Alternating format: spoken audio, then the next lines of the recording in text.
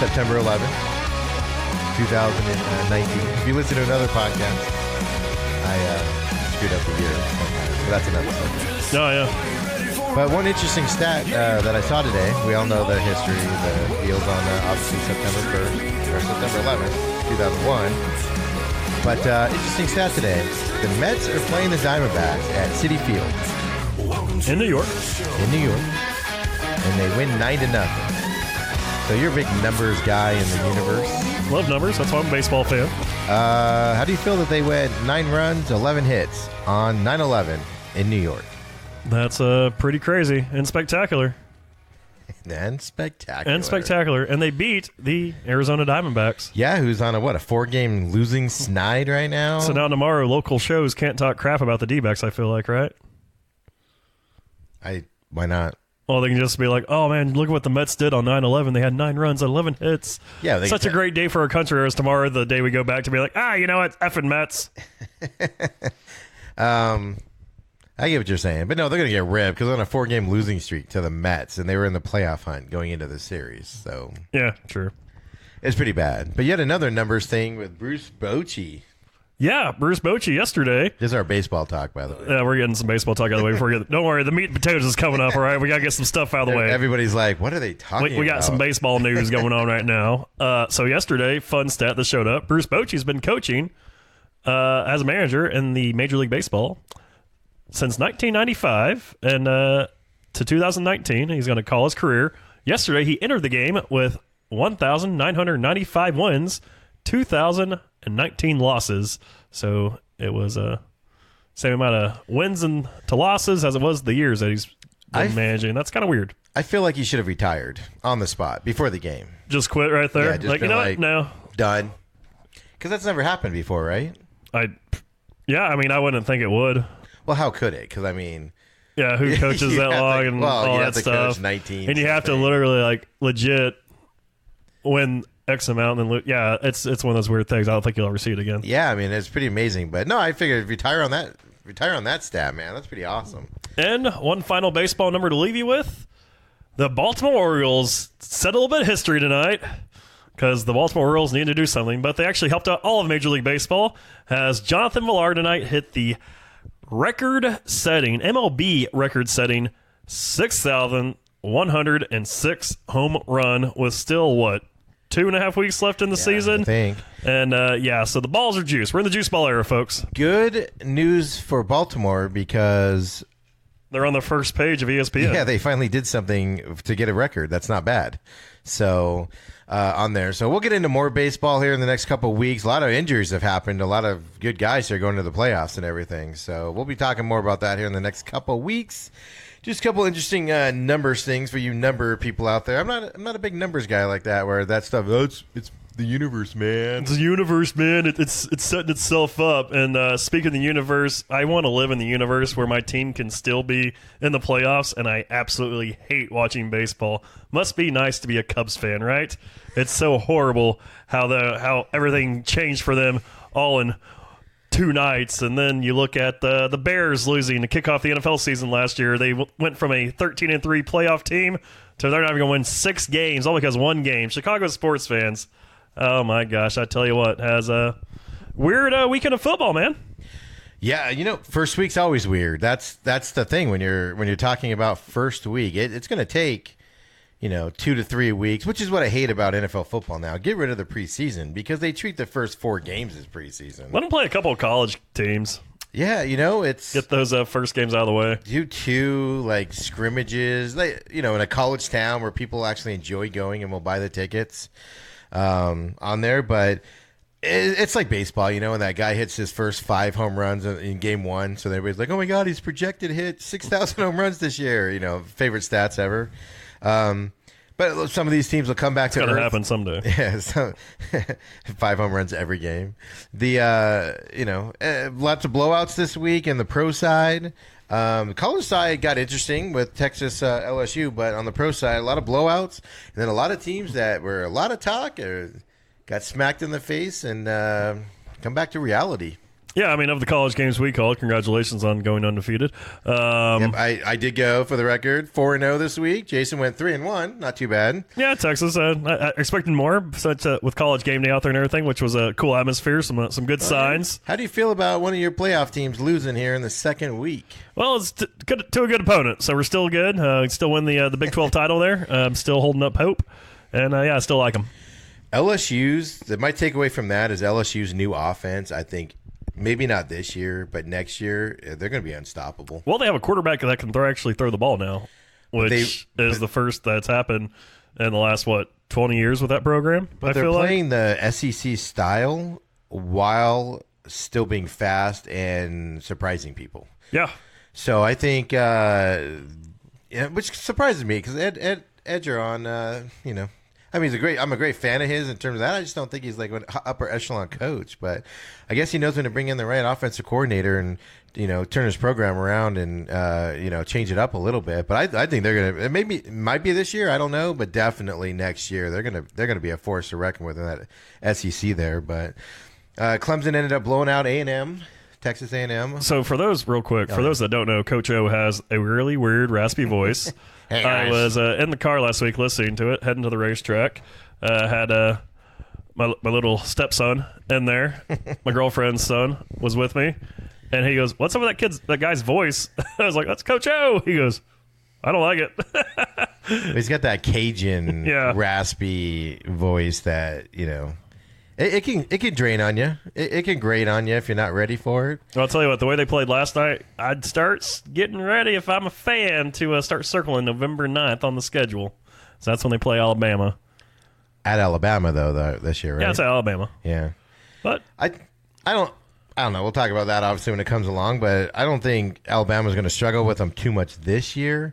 But once they get that off, because it's the first year of that new offense, it's not a West Coast style. I don't know how you describe it. I've seen a lot of people call it a West Coast style or, type of thing. But I just think it's a smash mouth and then just surprise you with a throw over the top and you don't see it coming and guys standing in the end zone. So it'll be interesting to see. But, Clemson, are you done with LSU? Yeah, I was done Coach with that. I just wanted to talk about how he was.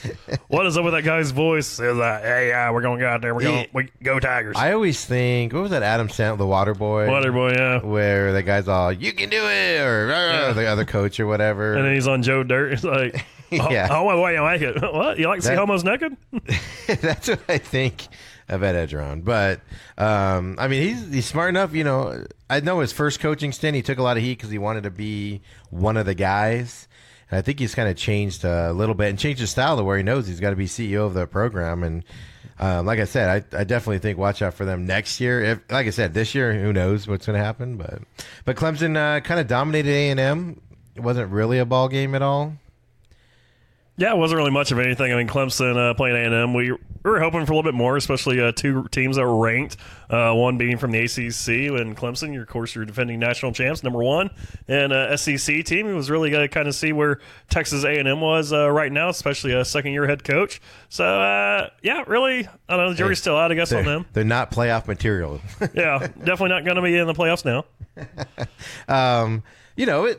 It was interesting to see where A&M would be because A&M's problem is going to be obviously the SEC down there, so it was an interesting thing there. But, nobody's beating Clemson until the title game unless they beat themselves. Exactly. So it's just one of those games where you just got to catch them on the day where they're sleeping or something.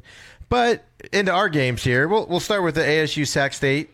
Sacramento State. That was a Friday night game you were at. Oh, my God. We were texting each other and... Unfortunately, I was there. Surprised you're still with us. Well, I wasn't going to off myself. Like you sent me a screenshot of somebody that placed a $20,000 bet on that game. Yeah, for ASU to cover, and he was not happy. So I think and I've been trying to figure this out. I think ASU's playing kind of a vanilla offense. So here's what's going to happen. Here's They got ASU Michigan homer State right this here. week. Yes, absolutely, I'm a homer. But they're not throwing the ball downfield. They're running the same play over and over again, and it's not going fast. They're not putting points up and everything. And, and they got Michigan State looming this weekend. And Michigan State, this is going to be a slow game. We'll talk about that here, obviously, on there. So it's one of those things where I wouldn't be surprised if they go into Michigan State and they put up all these offensive points and everybody's going to say, where's all this been the last 2 weeks? Or it's what they are, and we don't know the answer to that. We'll find out this week, I guess. So on there, but I mean, it was a barn burner. 19-6, I think was the final. 19-7. Yeah, something crazy and Against not a Division appetizing. II, a Division II school. It was the same thing as Week 1 with Kent State, where you never thought Sacramento State was winning the game. It was just a matter of how much ASU was going to win by, and the answer to that was 19 points. It was funny because I was doing high school football last week, so actually the game of the week at the station featured the Bijan, The Texas recruit guy? Texas recruit. Can't think of his last name now, but Bijan, Texas recruit. Dude went off for like 419 yards and just like dominated the whole game. 5 touchdowns or something stupid. The next Ricky Williams? On 14 carries. Yeah, that kid's going to be good. Bijan Robinson, his name. And I was talking to Manuch, who was calling the game, and he was like, "Hey, anybody got the score update for the ASU game?" I was like, "Yeah, it's 12-6. Kent State's driving, man. Come back." He's like, "What? What quarter?" I was like, "The fourth?" He goes, I was like, "Yeah." He's like, "They're going to get destroyed next week," which I think's been the consensus with mostly everybody except for the ASU homers, which you're not the first one I heard this week. So. Michigan State's not putting up points either. They put up 57 last week. Against who? 51. Western Michigan, Exactly who used my to be point. good. Yeah. Who used to have a pretty good wideout, who we'll talk about later. Yeah.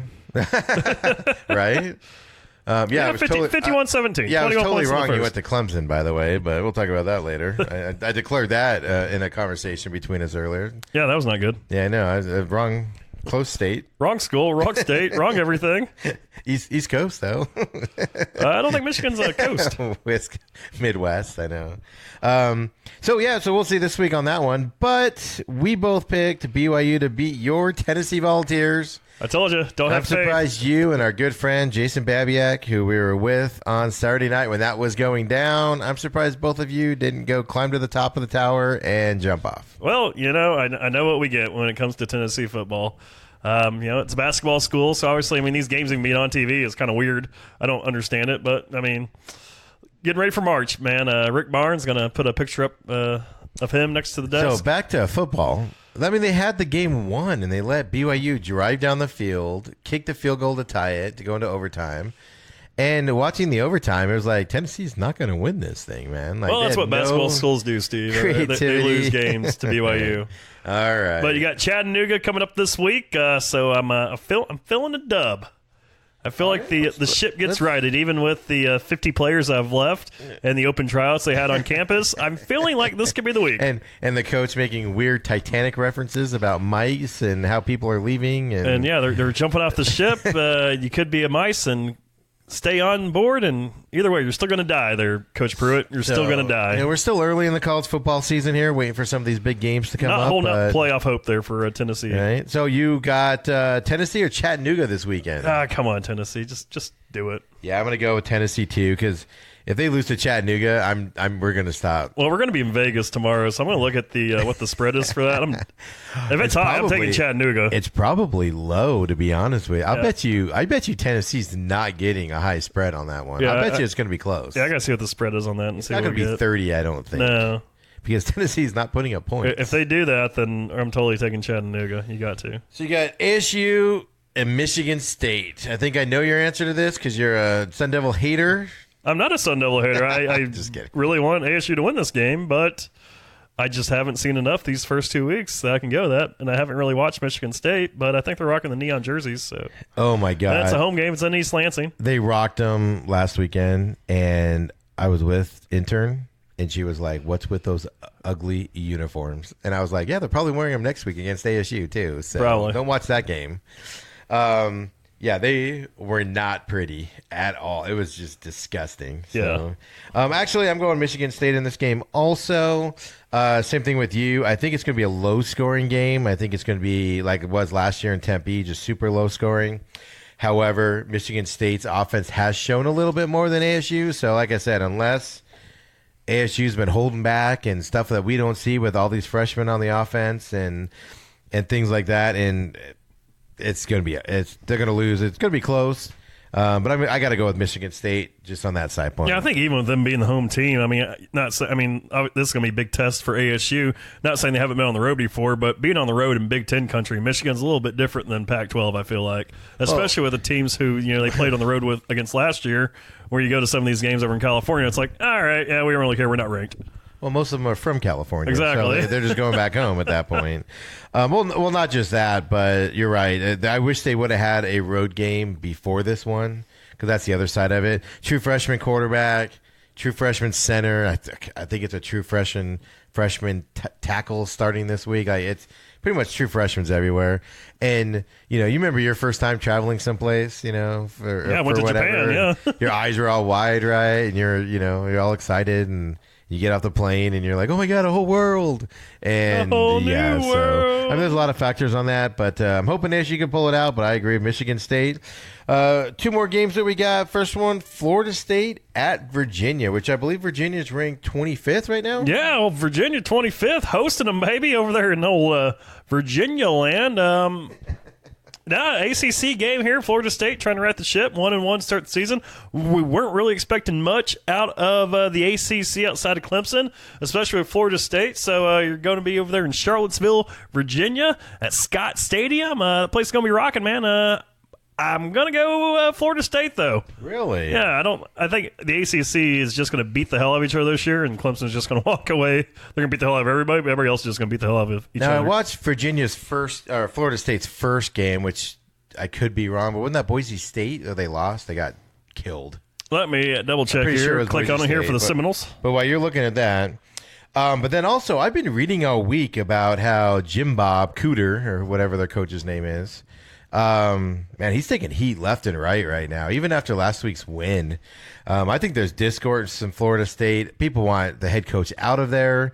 They're not happy with the system at all. And going to Virginia, I think Virginia's going to get this one done. Well, they lost 36-31 week one last week, 45 Who was that last two, though, right? Boise State? Yeah, the loss was Boise State last week. The win against ULM, if you can tell me what that stands for. Louisiana Monroe? Oh, okay, well. Probably. I don't know. I'm guessing, but there's a ULM. It's taking a while to come up here on my end. Yep, UL Monroe. They only won by 1 point. Went to overtime. So yes. So he's taken a lot of heat. There's a lot of discord in Florida State land with the head coach. I saw a lot of people saying he needs to be fired immediately this week. Going on the road to a hated, I'm going to call it a rival, even though it's not, but it's still I think it's a rivalry game. Conference.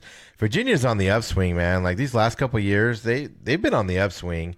Which Cavaliers got back when Rondé Barber went there. I think was the last time they were good in the early 2000s, late 90s on there. So I got Virginia sneaking this one out, and Florida State's going to continue to have more problems down there.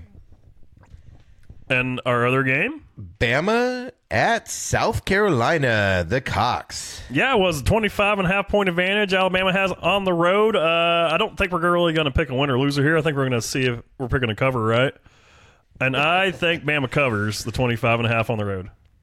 Yeah, South Carolina's 1-1? Yeah, I think they're 1-1 or so. Because they had a game last week that they lost to somebody that they shouldn't have lost to. And of course I'm drawing a blank like always on here, but I don't think anybody's picking South Carolina to win this game by any stretch of the imagination. The question is, can Bama beat the spread? I say they do. I say they do it pretty handily by the third quarter. South Carolina is a tough place to play there. The fans come out. It's just they're lacking talent right now. It's not even pretty. Yeah, it's a CBS game. I believe it's the first CBS game of the year. I don't think CBS had a game the last 2 weeks. So first CBS game of the year, SEC play. It'll be a fun one. Yeah, let's see what be the first time Bama's on network television for the first time this year, because we haven't seen Clemson yet. They played on the ACC network. That's getting more You'll happy to know they got Cox. I heard they have Cox now. They have the SEC or ACC network has Cox. Everybody, Good to know they have Cox, not just the South Carolina Gamecocks. My favorite thing about them is all their hats are like Go Cox and everything. Just I don't know, 12-year-old Steve just giggles. Hey, but quick hit though. Mention USC here. Keaton Slovis, the Desert Mountain true freshman, right here in Scottsdale, Arizona, got it done last week, upsetting Stanford. They found their quarterback of the future. This first kid that got injured in that first game. Thank God he got injured. That just saved a job, I think. Well, the AD just resigned. The pro guy, Lynn Swan, just retired from USC. So probably not, because a new AD is going to want to bring his own guy in.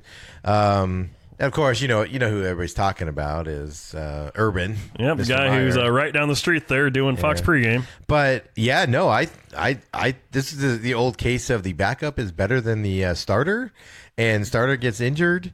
He's going to be out for most of the season, and he looked impressive. I didn't see all of the game. I saw a lot of the highlights, and a lot of it, I mean, he just had his head on straight. Obviously, Pac-12, once you get into conference play, it changes a little bit. So we'll see how he reacts in that situation. But for not having any expectations for him, wow, it was an incredible performance. Definitely. Yeah, especially to beat a team that's in your conference, a rivalry with Stanford, and take them out of the top 25 is huge for USC. Now they are in the top 25 playing BYU this week. Ooh, nice. So wasn't going to throw a pick on there. I just wanted to mention the old Slovis there. It's always good. Well, Michigan State has the quarterback from here locally also from a couple years ago. I can't remember his name, but he came back to town last year when he came into play. So, yeah, well, it's good to see a lot of these local guys. I prefer they stay here, to be honest with you. Oh, I wish one of them would go to Tennessee and do something there. Gosh. Why can't Tennessee recruit from Arizona? I don't know, but I mean, one good thing that Tennessee has right now, though, is the Titans. I mean, what do you make of Week 1 in football? You obviously saw the Packers and Bears get off the NFL season to a slow start. The Titans pistol whipped the Browns. The Ravens dominated that high school JV team and the Dolphins.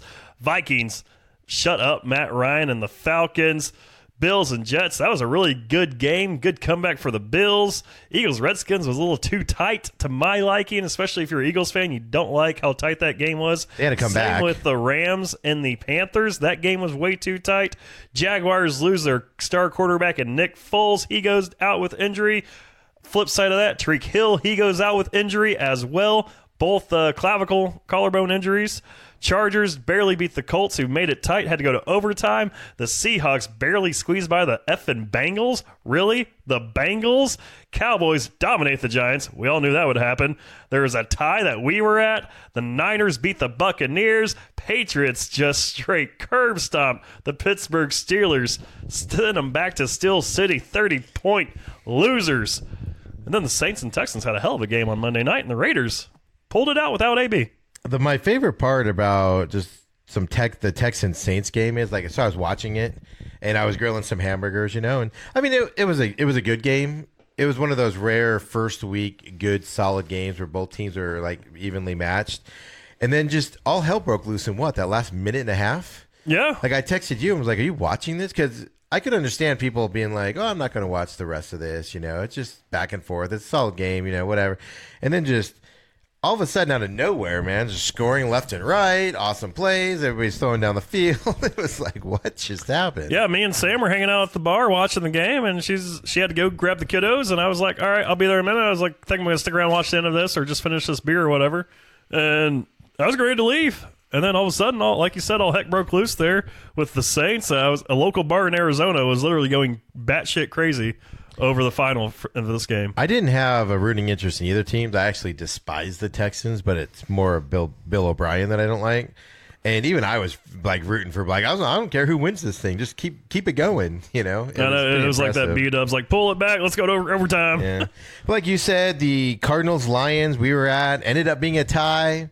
We have our Cardinals Rewind that'll be out also. So if you want our more in-depth analysis of that game and looking forward to their next game this weekend against the Ravens, check out that little 25-minute podcast coming out also for that there. But, tie game at the beginning of the season, it's weird. I've been in too many tie games with the Cardinals lately, with the Seahawks, and Yeah, that was my first time ever being at a tie, and it definitely felt weird leaving the stadium.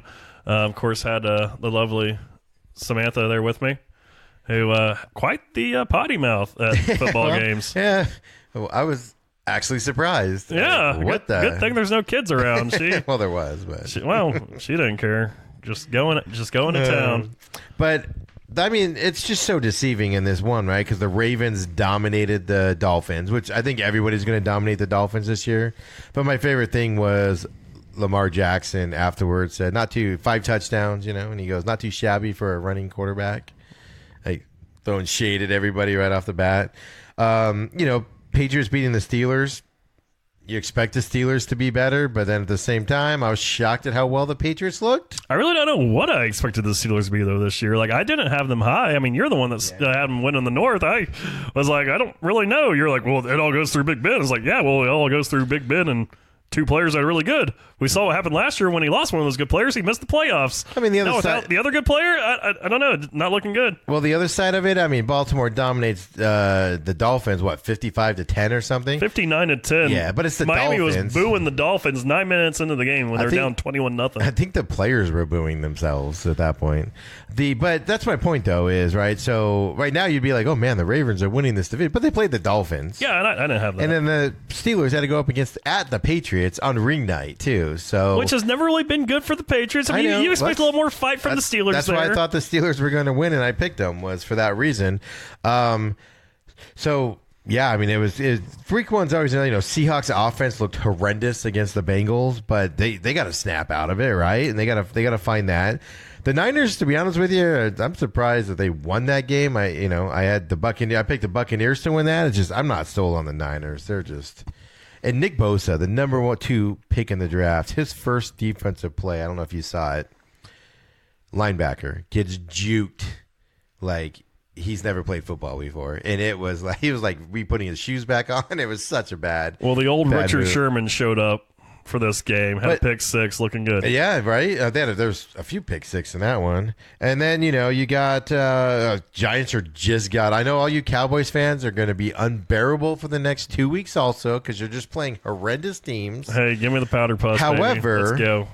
However, Redskins shows, I looked at you and was like, Case Keenum's going to put up some freaking points this year. And you going in there with Case Keenum, who went toe-to-toe with the Eagles last weekend.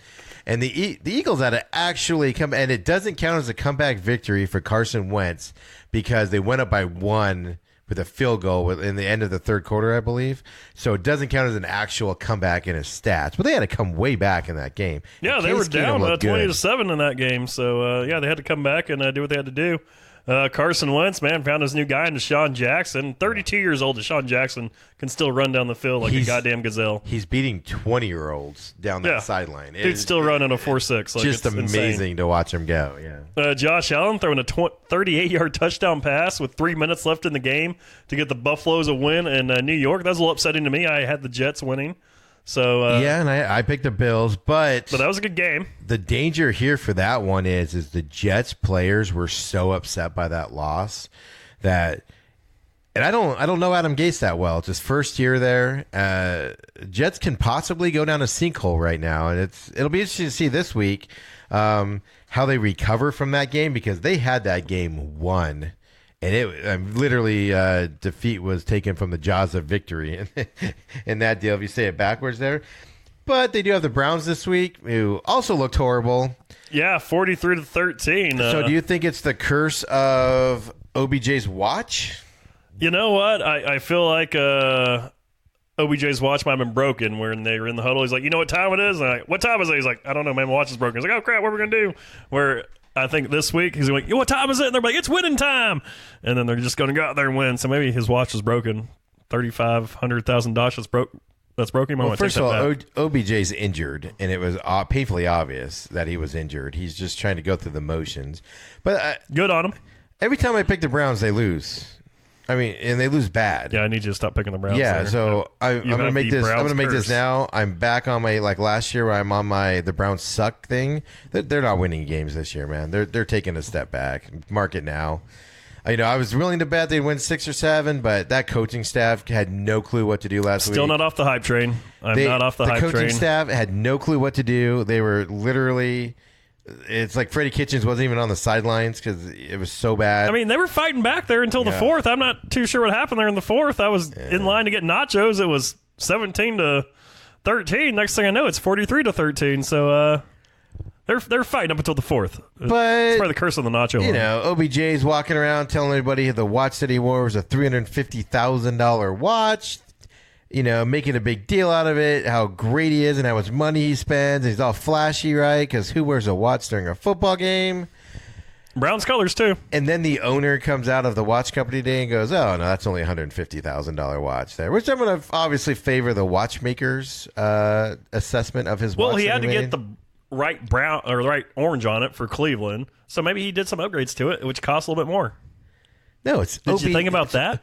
It's OBJ saying, here's my thing, right? So you get blown out. What was the end of final score on that? It was a lot. 43-13. Yeah. 30 points. You get blown out, and your focus is on a freaking watch. That's why the Browns... Well, his focus wasn't on the watch. Everybody just kept asking about the damn watch. My favorite... What are you going to take away from that game? Just ask about something else. Well, that's my point. Maybe you should be focusing on football, man. You just got your ass handed to you when you're supposed to win that game. I think when you wear one like that, that's when you just put in the old, you know what, forget about this one. Let's go out and get them next time. So let's talk about my watch. Let's talk about my watch and be a distraction. He just says he's going to keep wearing the watch. It's not big a distraction. The guy's just saying, I'm going to wear the watch. Everybody else is making it a distraction. You're making it a distraction for OBJ. Oh, my God, I hate you. I hate you right now. He's not making a distraction. He is. He's just trying to wear a piece of jewelry. So people will ask You're wearing a watch right now. How'd you like if I just talked about your watch the entire next 3 days? You know why that would be stupid is because I'm sitting at a table, which, by the way, we're at a different studio today. We're testing out a temporary travel studio today. Temporary travel studio. Studio de la Sam. De la Sam. Yeah, we're not at the Gestalt Studios right now. But, yeah, talk about my watch. That'd be stupid because I'm sitting at a table in De La Somme, and why would we talk about my watch? Why are you going to talk about OBJ's watch? Because he's at a football game? Because he's wearing a foot that is actually spot on with his uniform? It's a nice look. You never know when you're in a huddle. It's like, hey, man, what time you got? It's like, oh, man, it's 1:25. Like, shit, I was supposed to You're just ridiculous. Go pick up the kids. Yeah, he's like, oh, damn it, we're down 33-10. Hey, coach, can I take the rest of this quarter off? I'm injured. Can I just go get treatment? It's freaking stupid. Your watch matches your shirt. Did you plan that like OBJ?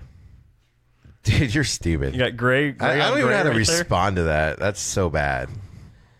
What's your watch do? You still got that Bitmoji on the front? Yeah, I got the Bitmoji on there. It's pretty freaking awesome. He eats hamburgers in the middle of the day and stuff. You're going to make your Bitmoji But the bigger point is that he swore he wouldn't be a distraction, and he swore he was going to help the team. And he's not a distraction. The guy was just wearing a watch. Okay. They lost 33-13. Your watch is distracting me again. Right now. Well, good. Against a team they should have won. And by the way, everybody's picking them to win 11 games. So they have the Jets this week. And I'm still not saying they're not going to win 11 games. I'm still on the hype train. It's 1 week. All right, 1 week. So let's go to our next argument. We got more arguments. Isn't it amazing how the helmet doesn't matter anymore? Well, I mean, it's not going to matter for a guy who's not even playing. I assume we're talking Antonio Brown. Yes. But yeah, that was a weird weekend. But yeah, right. Like, how bad is it when you leave a team and say there'll be no more distractions? Your agent's out there saying, you set a video out saying no more games, no more distractions. You get cut from the team. You go to the Patriots. Well, first you make a YouTube video. You post a video of a phone call that you recorded that was private between you and your head coach, with your head coach not having any knowledge that you're posting this video. Then word comes out your head coach may or may have not have liked the video or laughed it off, which we still don't really know if Gruden liked it. I don't know if anybody asked him this week if he liked it. I haven't heard anything because I'm pretty sure after he got released Saturday morning, he wants nothing to talk about. He was over that whole AB stuff. I mean, even Derek Carr said, wish the guy the best, send him a text, hey, man, good luck your next endeavor. Derek Carr was responding to AB's agent's tweets about what went down. He was like, lying. You're wrong. you're lying. I mean, it was pretty. They put clown on one of them. You put the clown emoji for the agent on there. So weird stuff there, and then you go out and get signed by the Patriots. What, 2 hours later? Really? Yeah, it was literally that Saturday morning he got cut at 8:30, 9 o'clock. I'm not a conspiracy theorist at all. And I'm not surprised he signed with the Patriots because it's something they would do. But, man, the timing on that, it takes free agency hits and guys know they're free agents and it still takes them 12 hours to get a contract together. And apparently he was talking to another team 15 minutes for the deal went down. I guess there was 3 teams involved. I want to know who the other 2 teams were. I call BS on that. I feel like it Patriots too. The whole way. So I'm leaning on the side of he always wanted to go to the Patriots. He's going to do whatever it takes to get there. So the Patriots signed him for 1 year, $9 million guaranteed, $15 million total with incentives. But they did the 20 option for next year. Yeah, that was just calories. They're not gonna go through with that. That was just for salary cap implications. That'll be voided. However, they sign him. They agree to the deal after 4 p.m. Eastern on Friday, meaning he can't play on Sunday. I think that was deliberately done, obviously, because they could have signed him before that. Which sucked because if you would have signed him that Friday, There we go. AB playing in Pittsburgh to start off Sunday Night Football, Rays would have been off the hook.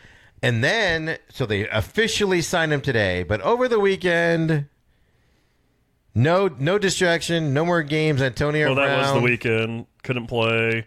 We were good up until yesterday, which was Tuesday. Sunday night, there were starting to be rumblings about some lawsuits and stuff coming his way. I saw a couple things saying rumblings about lawsuits, waiting for more information on Sunday night. And then Monday, he signed Monday. He signed Saturday, right? No, he couldn't officially sign until Monday because that's the new week. Monday. Yeah, you can't do anything after 4 p.m. Friday on game weeks.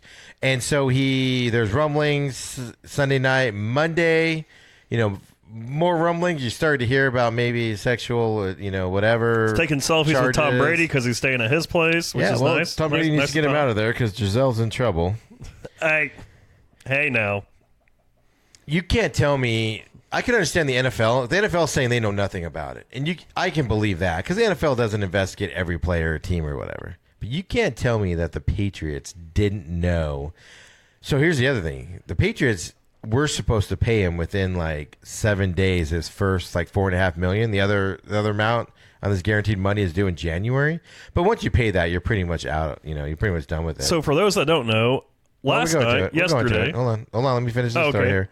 So, story breaks. All this stuff goes on. Mr. Non-Distraction. Alleged rape story, by the way. And Jason's going to tell you about it.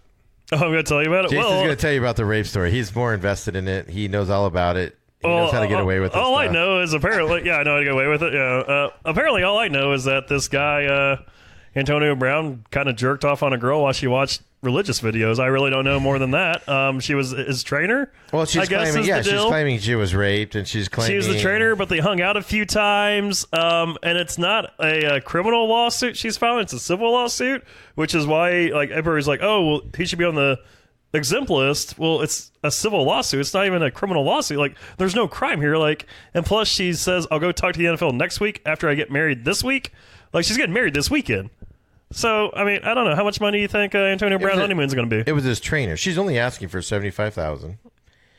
Antonio Brown came out today, or his lawyers came out today and said that she asked him for $1.6 million to expand her training business. Right. And that's why this is extortion and everything. And he was like... But there are he told her no on the thing. There are allegedly actual emails I have read. First of all, Antonio Brown cannot spell, and it drives me fucking batty. Yeah, Central Michigan... You guys are cheating if everything y'all do. I had a hard time reading those. First of all, just disgusting words. If you're, all that stuff. You wouldn't send that to a girl. Yeah. Normally.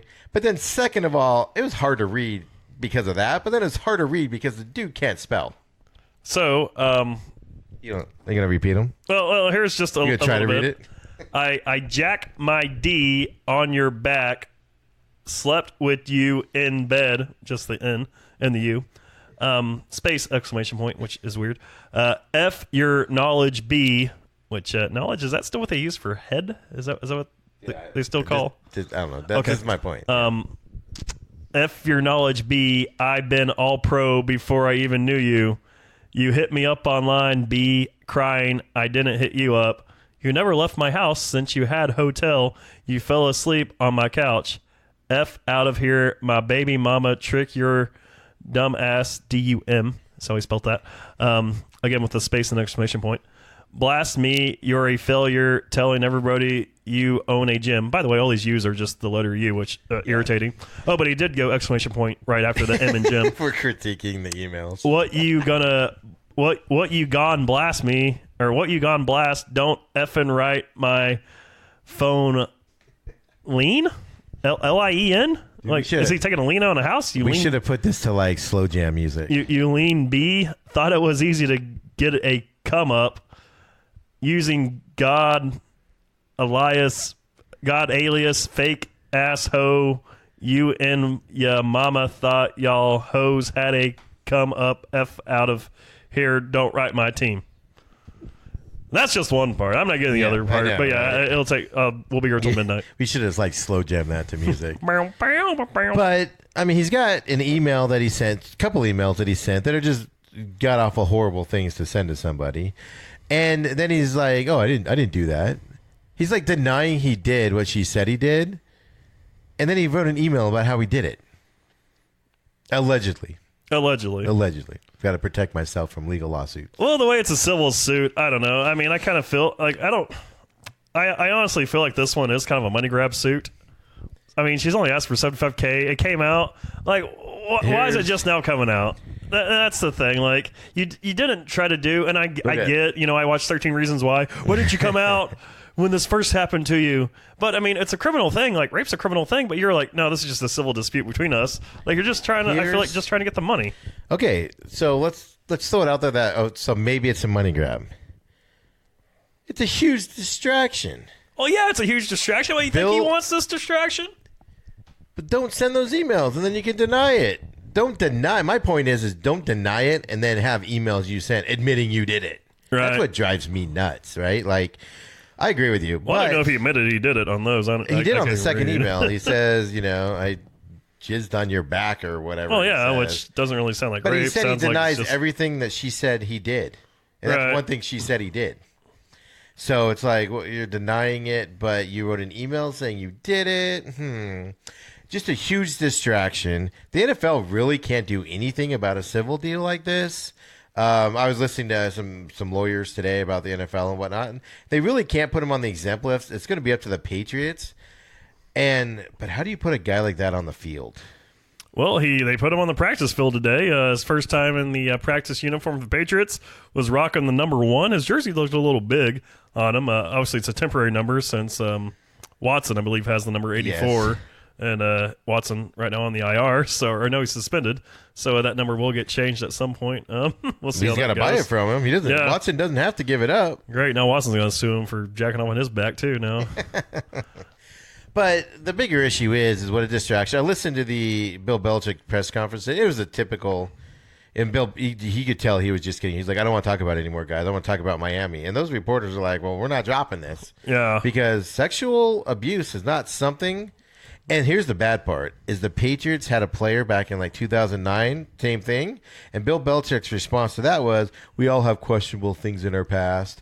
And, we all have to see through those or whatever. Well, in the Me Too era, you don't get those questionable stuff anymore. And if Antonio Brown did this, it's not the same as it was before. There's going to be serious repercussions from fans and possibly the NFL if he did all this stuff and he's playing. Well, Antonio Brown was a teammate of Ben Roethlisberger, so, I mean, who knows? But it goes back to my original point. Well, that was my funniest meme today was Antonio Brown was on a phone, and, like, the caption was like, hey, Ben, remember me? I need some advice, man. Right? Yeah.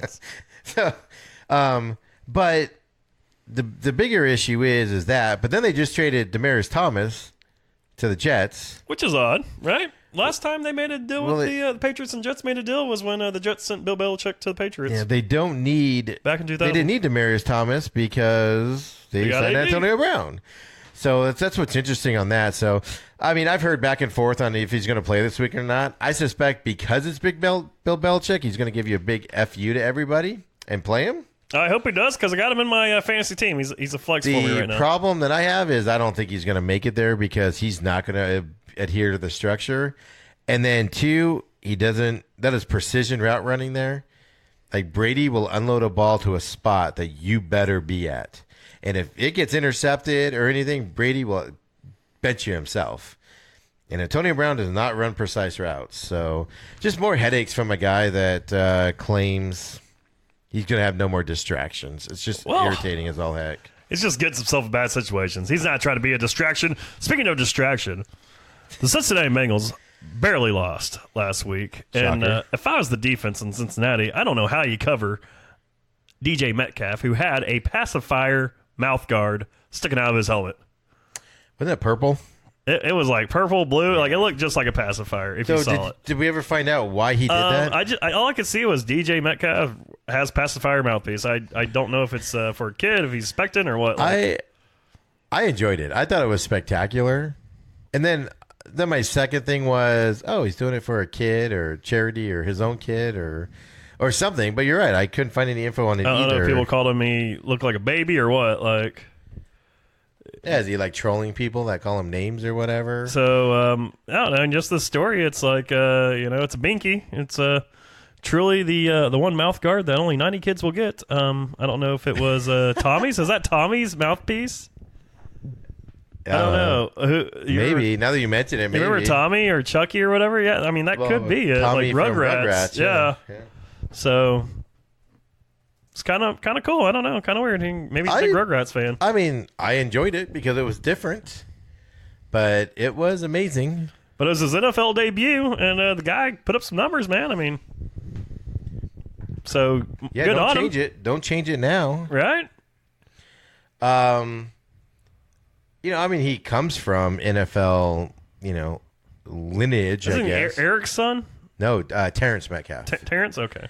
Yeah, and he was an offensive lineman there. So, but I love his name, DeKalin Zacharias Metcalf. No, so we'll just stick with DK. Yeah, that's why they go DK. And he went to Ole Miss, so he took a pay cut to go to the NFL this year. So maybe that's why he's wearing the pacifier. He had to take a pay cut from Ole Miss to. Like, were they calling them babies? I don't know. I literally could find nothing about it other than just everybody does it. So I don't know if people. He's the guy that's like super, like just ripped, right, in the draft. Oh, probably. I think that was him. Yeah, I don't think Tommy's wearing that binky either. I don't know. So yeah, he's just. I don't know, but I'm not going to tell DK Metcalf he's not supposed to wear it. He's a big dude. Oh yeah, I'm looking at a picture. Oh yeah, he was that dude in the draft that was just like he had like an 82 pack. Oh yeah, super jack. Yeah. Yeah. Oh, okay. Yeah, I know what you're talking about. Now. Yeah. I remember that. That was him. Yeah. That's right. Because when they drafted him, and he went in, and Pete Carroll, when they first met Pete Carroll took his shirt off, and he was like, "You want to compare?" So he walks into the offices to meet Pete Carroll for the first time after being drafted, and Pete Carroll takes his shirt off. He's like, "You want to compare?" That didn't go good. It was pretty funny. So, but yeah, it was an interesting thing. I liked it. I like when they get individual like that because they don't get a chance to be individual like that. We don't like it when guys wear watches. That's odd. Okay, well, we're talking about the pacifier the same way we're talking about the damn watch, Steven.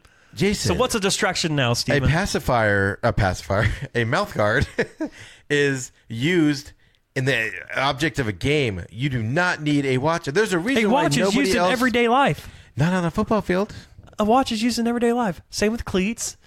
Same with, what's not used in everyday life? Those freaking stupid towels that you have hanging from your crotch. Nobody uses those in everyday life. They don't use them on the field. Those things always fall off. You use them on the football field to dry your hands off. Well, they always fall off. They never even use them. I see more of those things just on the field, just thrown around. Hand warmers? Nobody uses those in real life. Why are you confusing real life with on the football field? I don't know. I'm just trying to prove my point. Yeah, it's not working. You don't wear watches. If you agree. Yeah, knock on wood if you're with me. Don't do that. Dogs might bark. Yeah, I mean, wear a Fitbit on the football field. Why do you have to wear a $350,000 watch? Because it's all for attention. Probably had a little Fitbit in there. Who knows? It's all for attention. Either way, he's not even sponsored by them. He's just a fan. He says. Well, hey, It's nice to be a fan of something. Well, he's going to be famous. broke 2 years after. In a couple years when he gets cut, nobody picks him up, and he's out of the league. He's going to be broke because of these decisions. I think people pick up OBJ.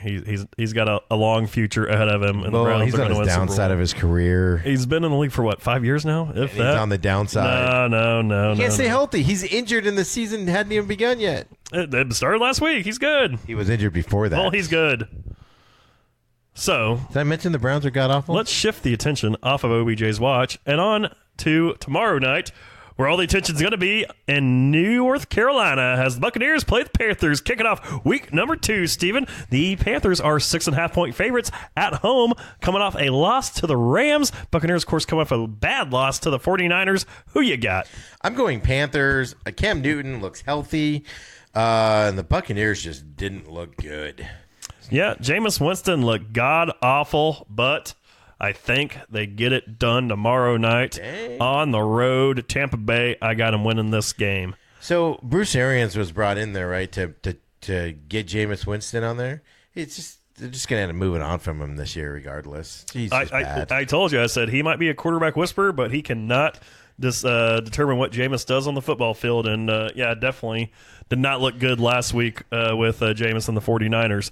Speaking of the 49ers, they're playing 10 o'clock Sunday in Cincinnati. 2-point favorites is Cincinnati, getting that love from Vegas as they host the 49ers. Who you got, Steven? I'm actually, as low as I am on the Bengals, I'm actually going Bengals in this one because the Niners, yeah, they pulled it out last week, but it did not look very good.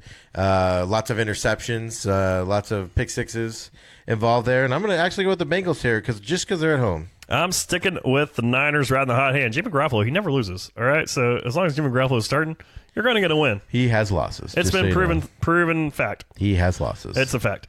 Chargers, speaking of not having losses, the Lions, they don't have a loss. Neither do the Chargers. As the Chargers 1-0 play the Lions, who are 0-0-0 in Detroit. L.A. is a 2.5-point favorite on the road. After seeing the Lions here, they looked pretty dang good for 3 quarters, and then they did what the Lions do with Matt Patricia's offense on there. Fell flat on their face. I'm going Chargers. Yes, I got the Chargers as well. Vikings taking on the Packers. Both teams 1-0. Green Bay at home and Lambeau, the frozen tundra, where it's going to be a beautiful, balmy 79 degrees this weekend. 3-point favorites. Yeah, and the Vikings looked so good last week, too. That's why I was like, what? I mean, Delvin Cook. He's on one of my fantasy teams. It was like 50 He put up some points. There you go. Yeah, it was like, holy cow. That's the issue on that. I'm not a big Packers fan this year. That first game against the Bears, I never felt like. I think the Bears' offense was more the problem than the Packers were on that. And the Vikings can put up offensive points. So I'm going Vikings on the road. Yeah, I got the Vikings too. The last week, the Packers and Bears game, I never felt like the Bears were out of it. But I also never felt like they were in it as well last week. But if they would have put one drive together, they would have won the game. Exactly. So I don't think Green Bay did great last week at all. Minnesota, they actually balled out and won by a lot against a team that I projected to make the playoffs in the Falcons. Yes. So, yeah, give me Minnesota on that one. Colts taking on the Titans. The Titans, the surprise team of the week, going to be hosting the Colts, where they are 3-point favorites in Nashville, Tennessee. So I believe they give them 3 points just when they're home team. You get an automatic 3 points if everything else is equal. However, Colts are my playoff pick. They looked good last weekend. They just ran out of steam there towards overtime. I'm going with Colts on this one to beat the Titans. Titans are going back to what they should be. I'm going to ride the hot hand here, man. I mean, Titans put up 21 points in that fourth quarter last week alone. They beat my Browns. I think the Titans get it done. Marcus Mariota, he's a starting quarterback. Jacoby Brissett, he's still a backup quarterback until proven otherwise. Well, Jason, he starts the game, so well, we'll see. He is a starter. All right, Patriots taking on the Dolphins. Humidity could come into play here. 18.5-point favorites are the Patriots. Will they cover? Yes.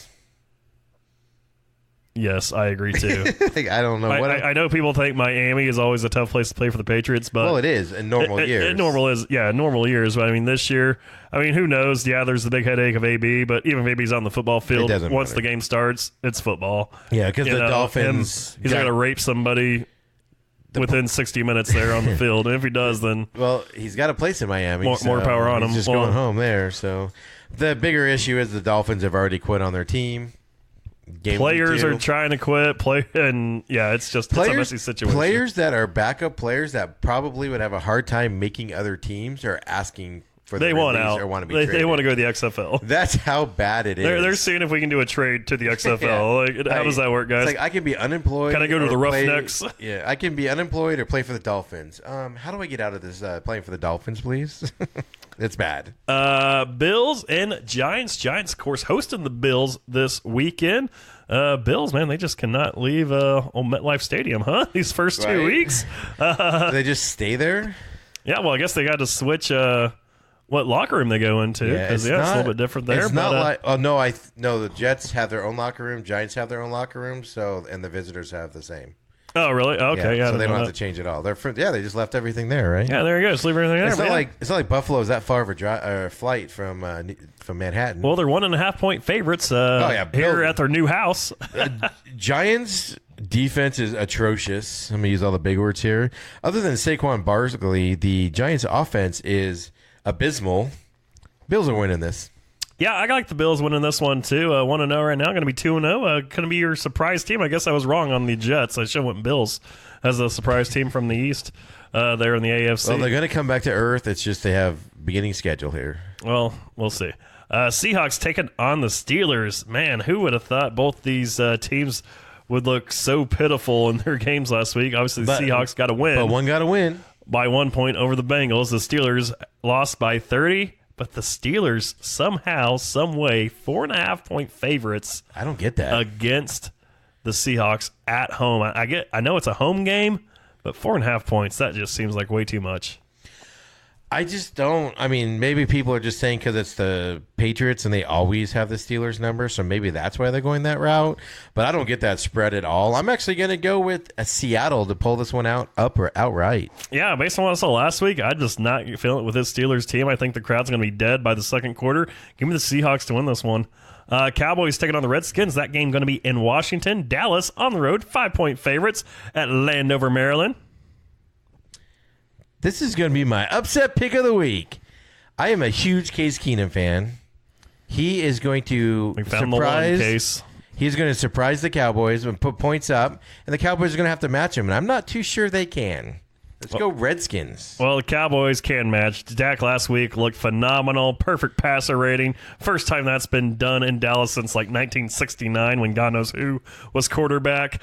5-point favorites with the Redskins. I know the Redskins are trying to do this stupid thing. It's already been announced. The Cowboys are going to wear the blue jerseys. The curse of the damn blue jerseys this week. Redskins can't beat them on the field, so they got to try to beat them mentally with these blue jerseys, and it's already defeated me a little bit, but I think the Cowboys go in there and win, and some little kid's going to ask Tank Lawrence for an autograph. He's going to be wearing a Clinton Portis jersey, and Tank Lawrence is going to look at that kid and say, "Get the right jersey, punk." He's going to slap that kid around. Give me the Cowboys by 1 million. The other bigger issue is Jerry Jones is causing drama again by coming out and walking back his comments that Dak's contract extension is imminent. It is they are farther apart than they think. And now Jerry Jones is coming to the realization that they don't have the money they thought they did. And Yeah, he didn't look at the books there. He was off doing something else. He didn't see the books there. So you got that going on in the locker room you need now. Jerry to talk before the books come out And there. Redskins, like I said, against that Eagles, who is the cream of the crop in that division, went toe-to-toe with them. In your opinion. Anybody that's not a Cowboys fan. In your opinion. Yeah. So I think it's just an upset. It's an early upset. Don't worry about it. Cowboys can recover and make 8-8 still. Well, Don't worry about we'll it. be watching from a sports book in Vegas, where we'll also be keeping eyes on the other games starting at 10 o'clock when the Arizona Cardinals play the Ravens. Ravens 13.5-point favorites, second biggest spread of the weekend. Yeah, I mean, we do the Cardinals Rewind and take a listen to that for the in-depth stuff on that. It's one of those games where you're torn because the Cardinals look god-awful for 3 quarters. Look great for 2 quarters. I know it sounds weird if you don't know what happened. And the Ravens just dominated. However, first game on the road, I think the Ravens are pulling this one out. Yeah, I like the Ravens pulling this one out. This is one of the games I picked on the Cardinals Rewind that the Cardinals would lose. I don't think the Ravens are as good as they played last week by no means, but I do think they are a little bit better, than what the Cardinals have with rookie coach, rookie quarterback, and some help or some If they inexperience at the if quarterback. they position. struggle for 3 quarters with nerves at home, I can only imagine what they would do in Baltimore.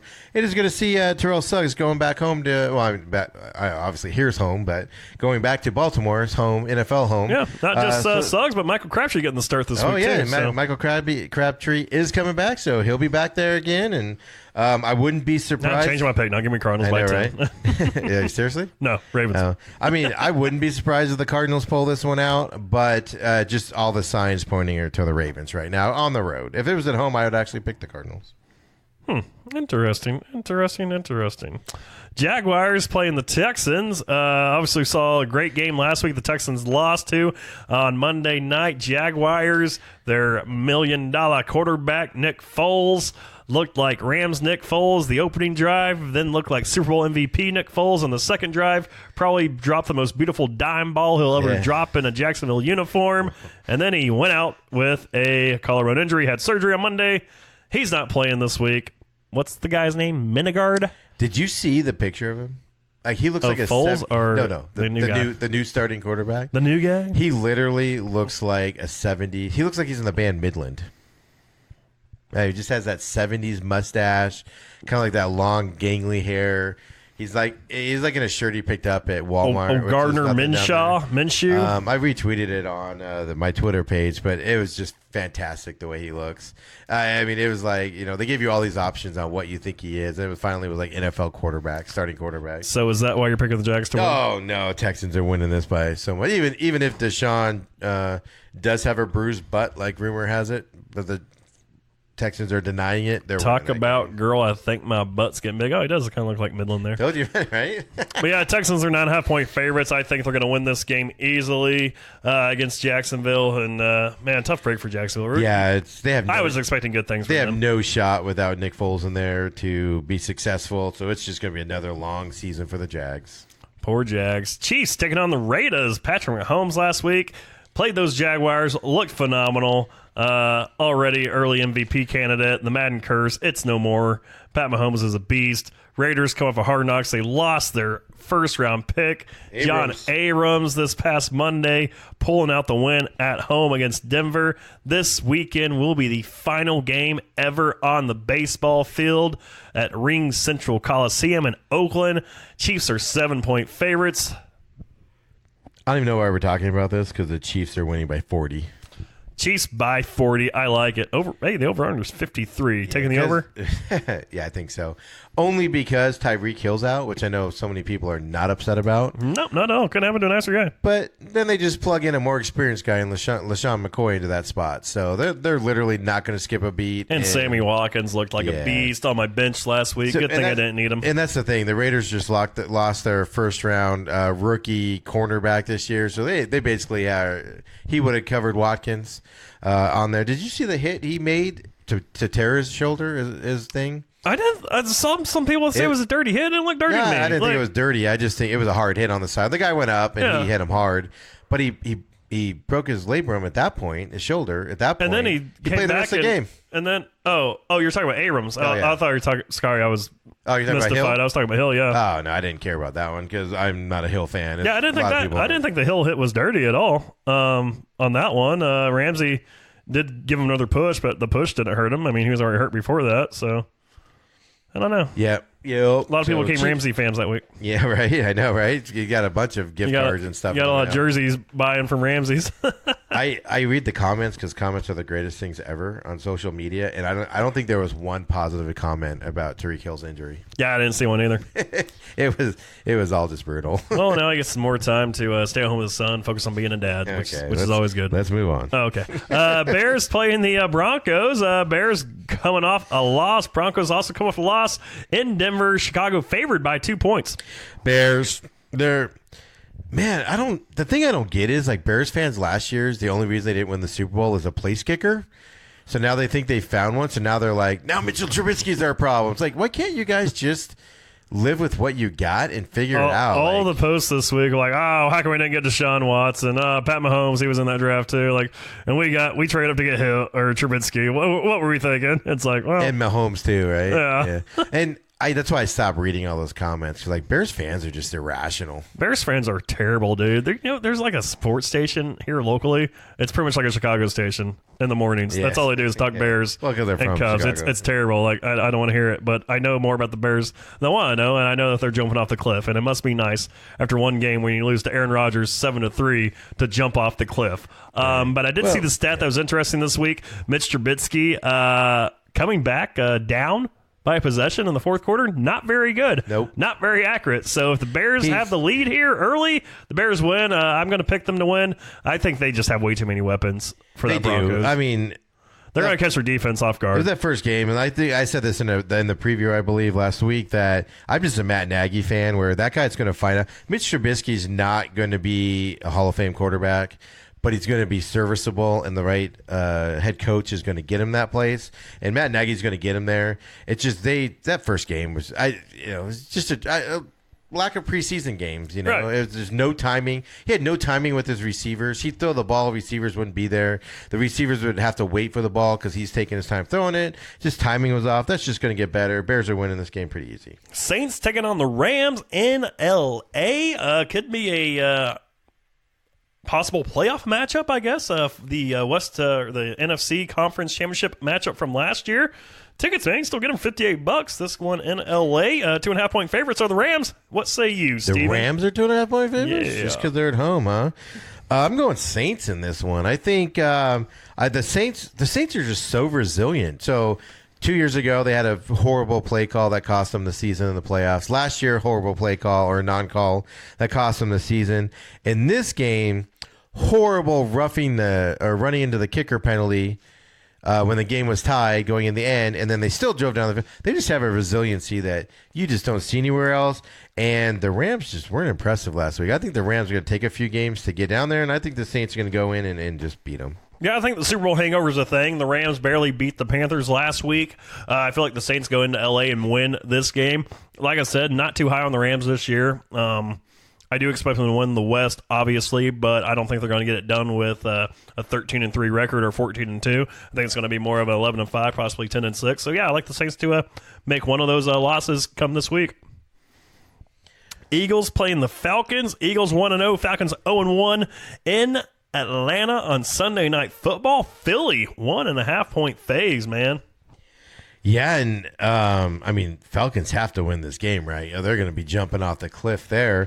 However, I'm going to Eagles. They woke up. They started horribly last week. They woke up against the Redskins. The only issue I have is they gave up 400 and something yards to a Redskins offense, which is why I picked the Redskins this week, is that offense looked pretty potent.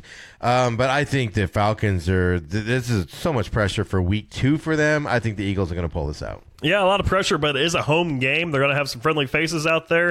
In Atlanta, I like the Falcons to win this game against the Eagles. I think they overcome the monumental 1.5-point deficit and win this game and cover and all that stuff. And then we go to focus our attention to Monday night with two teams coming off some bad losses. Obviously, two different losses, but both bad in their own right. Of course, the Browns getting blown out by the Titans last week by 30 points, and the Jets losing by 1 point in the final 2 minutes of the game against the Bills. Cleveland, 2.5-point favorites on the road in East Rutherford, New Jersey. Hosting 2 games this weekend. Good for that economy. Right? Yeah, because New York needs it, right? 9/11. Can both these teams just not win? Because I don't know who's going to win this thing. But I'm going to go. I think Adam Gase, who I'm not a big fan of, but I think that team there with Le'Veon Bell there and the running back and that defense that's kind of older, I think they're going to come back. They're so upset about the last game. That resiliency is going to come back, and they are going to beat the Browns, and it's not going to be close. Browns are going to put those distractions behind them after this week. You know what time it's going to be on Monday night? It's going to be winning time, Steven, and that's what they're going to do. They're going to win this game in New York. You can call it East Coast, West Coast, Mountain Zone time. It doesn't matter. Browns are going in there. They're going to win. It's going to be 5:15 here on Monday night, and I can't wait. I'm looking forward to seeing Cleveland on the big time, prime time Monday Night Football. So our picks last week 1, we were both 11-4-1. I think we agreed because of that tie for the Cardinals Lions that we're just going to stop the ties because I don't want to. Yeah, I don't go through that. So we both started. Your 11 for 15. Your NFL picks are a lot better than your college picks. Yeah, I know the NFL, the Sunday game a little bit better, I guess, than the Saturday game, and I'm also not homering with the Tennessee Volunteers. You picked against Tennessee last week. Yeah, but true. So, anything else sports-wise before we go to our favorite thing of the summer? So what did you think about, I didn't mention the Tank Lawrence deal, not signing the autograph for the Giants fan. I'm okay with the it. young kid. You're okay with it? Yeah. Thank you. I think he could have been nicer about it. Yeah, I feel like that too. But I get it. Like, I understand it. Like, he could have just said no autographs right now or whatever. Like, there's no reason to go show the kid up. Like, the kid probably has a lot of favorite players in the league. But he's rocking Shaquan Barkley in Dallas. I'm not disputing that. But I just think he could have been nicer about it. But I don't have a problem with him not. So I don't have a problem with. I'm not an autograph guy. I mean, somebody could walk up to me right now and be like, "You want my autograph?" I'd be like, "No." Like, I would almost be like, "Sure," because I feel like they'd want me to get it, and then I would lose it or something. Yeah, I feel. I mean, we're obviously going to be over in Vegas this weekend for the NASCAR race, and you're going to see all those people autograph hunting and searching, and they just absolutely lose their minds when they get an autograph. And I've gotten autographs that I literally have no idea where they're at. I found one today that I put in my cubicle at work, Sheldon Hodenshield.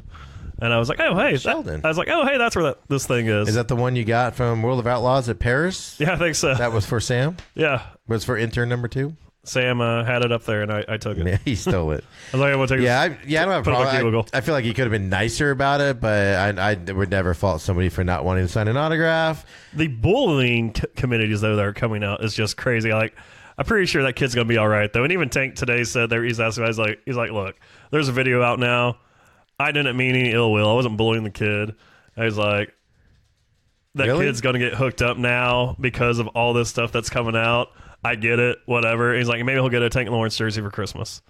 Like, so maybe he's going to buy him one. I don't know. He's going to. He's going to. It's not even going to be for Christmas. He's probably already got one. He's probably bought it and signed it. Like, here you go, kid. Deshaun Watson, some girl was so distraught that the Texans didn't win.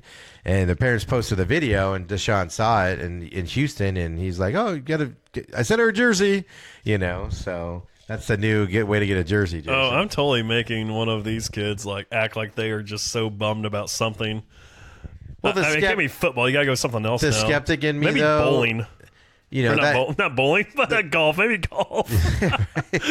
maybe these kids are. I'm gonna go bowling here and see what they got. A bowling guy might buy him a drink and autograph their stuff, Jason. Get the Budweiser pin. Let me sign. Yeah, let me sign my cigarette pack here for you. I don't have a problem with it. It could have been nicer, but then at the same time, a lot of times, like, autograph hunters send kids up there to get autographs because they don't deny things. But like I said, just.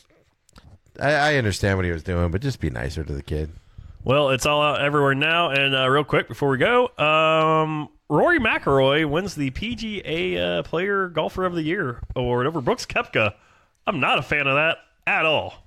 That doesn't make sense because Rory didn't win much this year. Right, he won the championship. Yeah, at the end of the year. But Brooks dominated this whole year was around Brooks Koepka. And if he didn't win, he was in the top 2 or 3 for all the big events, right? Right. He didn't finish low in anything or miss the cut or whatever. Rory missed a couple cuts, so yeah, I don't understand that at all. So yeah, Rory McIlroy wins the Player of the Year. Who votes on that? I'm not too sure exactly who the voters are on that. I guess some higher up golf people, right? Like, I don't know, other golfers, or because I don't know. Yeah, so. It was weird, but I saw that today. I was like, wow, really? Not Koepka? Koepka won it last year when he won 2 majors. That's probably why. It's because he won it last year and he didn't duplicate the success in terms of wins on the majors. But he won the PGA Championship this year, finished in the top 4 in all 4 majors, including 2 runner-up finishes. He was in the hunt every single one. I mean, that was all you heard about was Koepka's coming up. So, I mean, yeah, this whole year was about Koepka. I mean, I don't know, like... It's weird how he didn't win it. So controversy in golf, Jason. Controversy in golf, man. These off-season things. But where there isn't controversy, well, there is, but is in the head of household. Oh, yes, the head of household, because Mickey is right now your head of household after the double eviction last week. We saw Christy and Jess both pack their bags. Thank you, Jesus. About damn time. For who? Jess? Or, I mean, For Christy? both of them. Jess was kind of boring me, and Christy, I'm just glad we don't have to see her cry anymore. Oh, my God, right? Like, knock it off. It's... Like, we get it. It's tough. It's like, she's like, I'm gonna go home. You've been on the block for 5 weeks. You should be. You're literally just a walking block. Like, they should call you Blockhead or something in the house. I was impressed though that she made it all 5 before she finally went. Because most of the time, like third or fourth, they're like, "See you later." Exactly. So we're down to the last 5. We didn't watch tonight. It is Wednesday night. Yep, we do not know who won the veto. Mickey does have the HOH. He did put up Cliff and Tommy. Yep. Obviously working with Cliff, but he has to put up Cliff because there's out of people to put up. Yep. His Cliff or Nicole. Tommy is in that, I don't know who to trust anymore. It's like, Tommy, you haven't known who to trust the last 5 weeks. You just had Christy there playing for you. So now you actually have to play the game. I don't think it's going to work out too well for Tommy. That's what amazes me about it. Because, like, if you were just any amount observant, like, he has to know that it was him and Christy were the only 2 left. Like, how does he not realize that? And now he's like, I still have an alliance. No, you haven't had an alliance with them. They were just and how does he not know that people think Tommy and Christy work together, and that Nicole thinks Tommy and Christy know each other? Yeah. I was reading something from earlier. I guess some of the house guests were talking. They got put down on lockdown, I guess, earlier in the season. And they were talking about, oh, man, remember that one time we got put on lockdown this year? Where some guests had, like, a speakerphone. Like, Tommy and Christy have known each other for, like, so-and-so. Yeah, he was outside Cliff the and fences. Nicole were talking about, like, how... Yeah, it said something about you guys own like a body shop together. Like they had no idea. Like something about like they've known each other, but they own a body. They own they're some business together. They're basically like on a soundstage, right, or whatever you call it. And yeah, people walk by the fence and they'll people just walk shout right by stuff. the studios and just yell stuff. But I heard guys on lockdown that when you go inside and when they do the live stuff or whatever, that like if you even breathe wrong, they yank you out by your neck. So. But yeah, no, I mean, it's exciting. We're down to the last 5. I don't know how the veto went tonight, but obviously Tommy's the one that's probably going home this week unless he wins that veto today or something shocking best happens. case scenario for all these guys. I mean, I guess best case, I think for Tommy, win the veto, take yourself off. Guaranteed Cliff or Nicole would go home because Mickey's not going to put up Holly. Best case for Cliff, he has 2 cases he can work out. One is he wins the veto. He says, look, man, I'm going to take myself off just to be safe. But then again, that could hurt his alliance with Nicole, who would be the next one to go up. And then what do you do? I think if Nicole won the veto, she can pull Cliff off. She's safe. Holly goes up. Then what do you do? Then you start thinking a little bit. If you win the veto and you're on the block, you have to pull yourself off. Right. So that you're right. But, I mean, nobody will fault him for doing that. You have to do it. Because if you don't, somebody did that one year. Last year or the year before, somebody did that and didn't pull it because they were so confident they were staying, and then they went home. So I think if Nicole won the veto and she was able to get herself safe and Cliff safe, you have to put Holly up on the block. Then you start thinking a little bit, what do you do if you're Cliff and Nicole? Because you just need the 2 votes. And then the next HOH, hey, Tommy, guess what?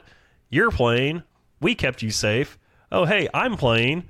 Oh, Nicole, I'm playing. Guess who's not playing? Mickey. The guy who needs to win the HOH. So it'd be interesting to see how that goes. I do feel like, though, they are fully committed to the Final 4 deal. And then once you get into that, obviously you have 2 chances to win it over the one that Holly has. Well, they change it all the time. But, basically once you get down to 4, then 2 people go.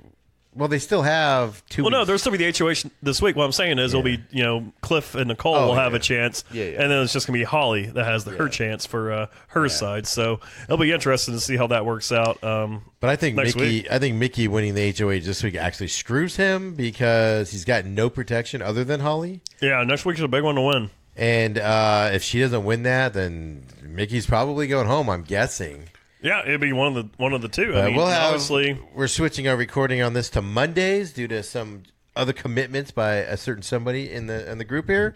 So we'll actually have our final picks here and what we think is going to happen here next week. I guess we'll have our HOH. Well, our last 4. So we'll have the Final 4 next week when we talk about it. I mean, might not solidify what we think is going to happen, but kind of a better idea because right now it's just unknown with 5. But you get down to 4. There's a lot of we know who the factions are. It's 2 and 2. Yeah. And we've known that going into it. We knew they were a Final Four, but we knew there were 2 that joined the Final Four. It's like a wrestling tag team. Yeah. Let's they do both. it. I mean, they both. Nicole played the best game because she just rode Cliff's coattails the whole way into this, right? And then Mickey and Holly just got lucky, which is what you need sometimes in that to get there. And Mickey and Holly played the hell of it. Mickey, they won Yeah, they comps. won when they needed to, Mickey yeah. was winning comps left and right. He won one for Cliff because he knew Cliff was going to go home. Like, that's how important this alliance was. People were like, oh, my God, Mickey's such a snake. Mickey has been the most loyal dude in the world. The only reason everything he's blew, also a snake. The only thing that blew up in his face was this whole deal with him and Jack because he found out information that he said, hey, Jack, here's what I heard. And he wasn't lying. It literally was the truth. I feel like when they go watch back, like, oh, man, Mickey was actually a really good guy. Well, that's what's interesting. Like, I think when I watch, I feel like Mickey is a stand-up guy when I watch this. And even Nick said, hey, he goes, I don't know how it's being portrayed across, but a lot of people in this house hate on Mickey. But the dude, like, literally wakes up every morning, makes his coffee, does this. Like, great. He makes coffee to sweeten everybody up, but whatever. No, I'd keep the guy. So we'll see. But it's definitely been morning. interesting. And like I said, now it's kind of boring, I think. Like I said, unless a surprise happens. But surprises don't happen right now because you got to worry about Jury House, especially now because when you send somebody like Christy going to the Jury House, and she hates Mickey, right?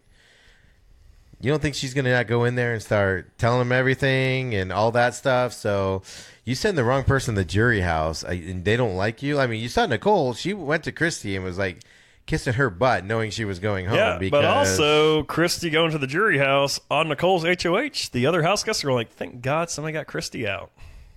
No, I'm not disputing that. She deserved it. But I'm just saying, you send, these last 5, you send the wrong person to the Jury House, and you're not set up right on that. I mean, that could ruin your chance to win right there. So, but I'd be all right with second in this competition because they still make a good amount of money. Yeah, and right now, I mean, the way the things are looking at for the votes, it looks like they're actually talking about who's playing the best game. Yeah. They're not taking personal stuff into it like we've seen in recent seasons. Here's my other thing.